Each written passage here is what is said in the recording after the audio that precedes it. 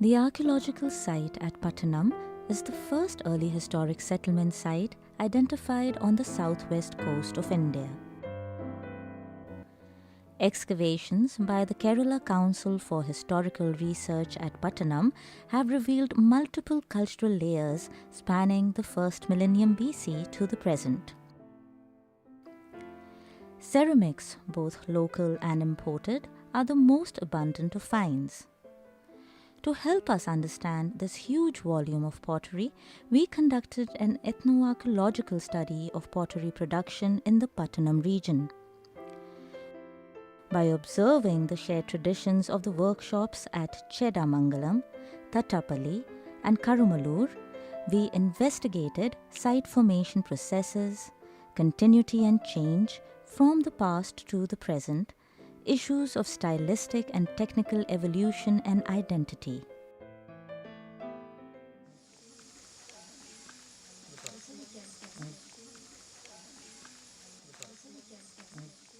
Our research documented the sequence of production, or chaîne opératoire, and identified stages in pottery production, consumption and discard.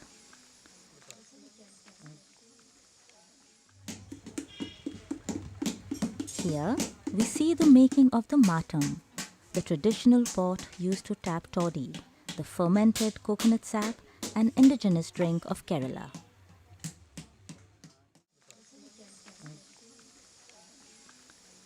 The pottery workshop is typically a semi-enclosed fluid space designed to encompass the entire production process.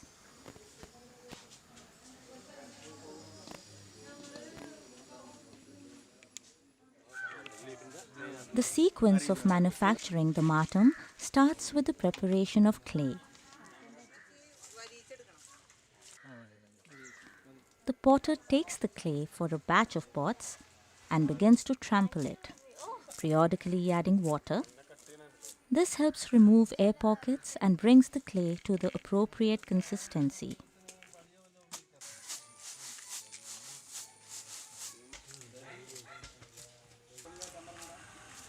Sieved fine sand temper is worked into the clay, preventing it from adhering to the floor and allowing the potter to change the properties of the clay to suit the function.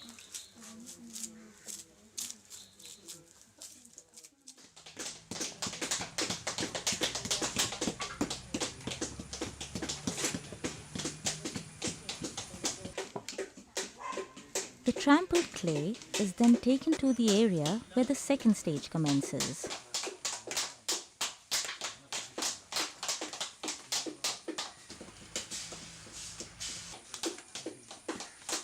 Small quantities of clay are cut from the mass and flattened into a plate form with the aid of an anvil made of stone.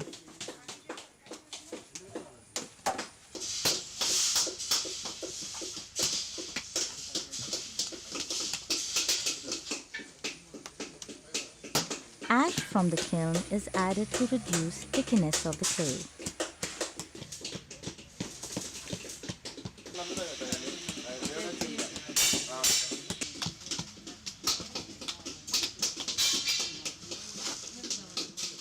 In the next step, a previously fired pot is swiftly rotated in a bed of ash and the flattened clay is pressed on its inverted base. Using her fingers to define and smoothen the edges, the potter ensures the clay assumes the shape of the mold.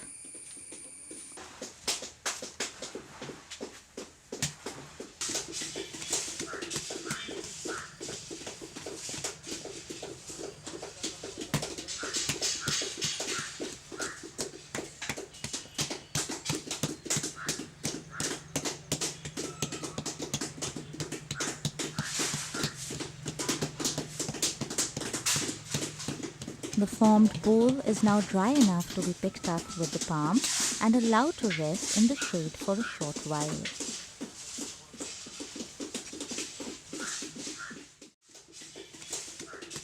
It is then dried for a few hours and brought back to the workshop.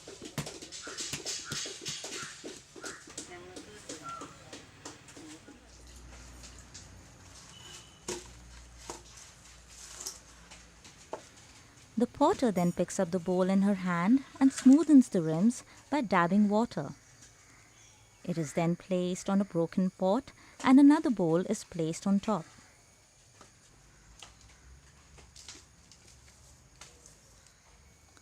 The upper half is seated in the rim of the lower half and the joint is leveled.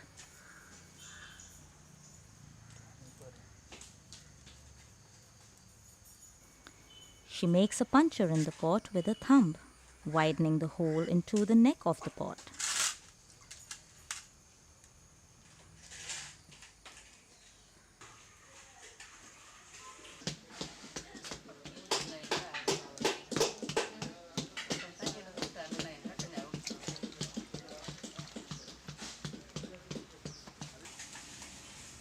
A clay coil rolled with the flat of a palm is pressed along the neck.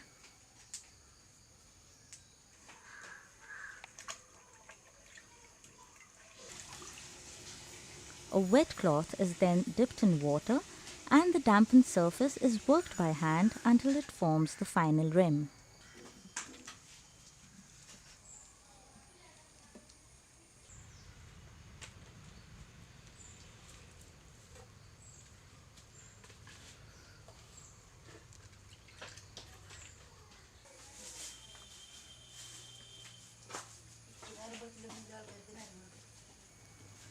The pot is now kept for drying for at least a few hours.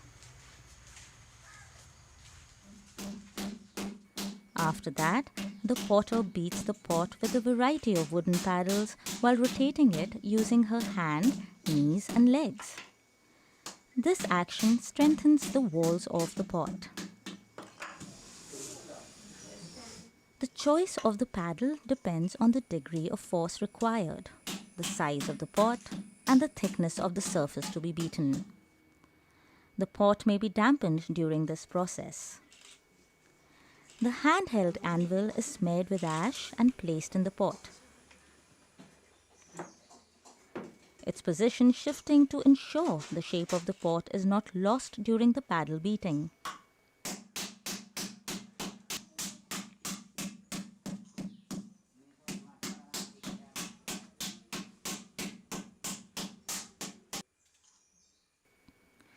Oftentimes, with this constant beating, a tear or two appears on the pot. The potter then smears the area with clay to mend the tear and beats that area until the clay is uniform.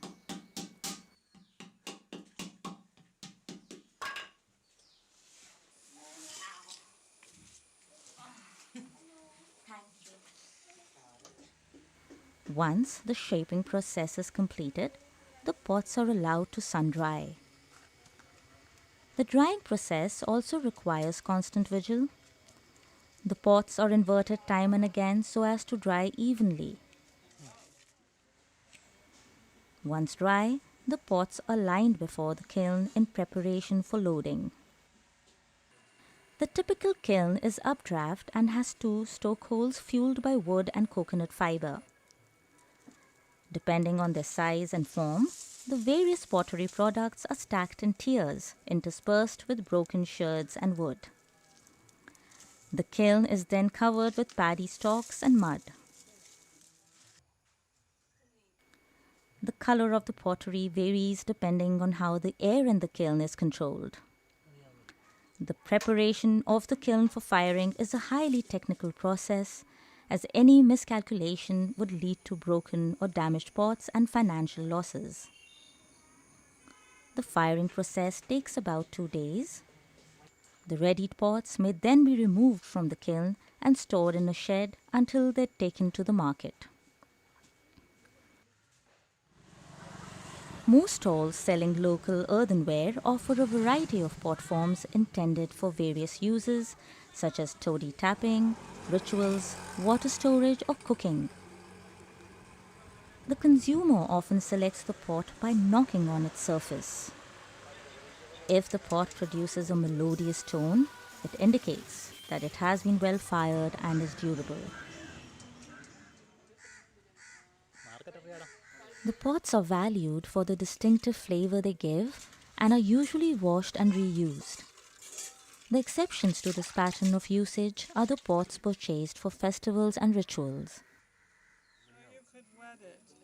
In archaeology, the end product of the life cycle of a pot are mostly broken sherds.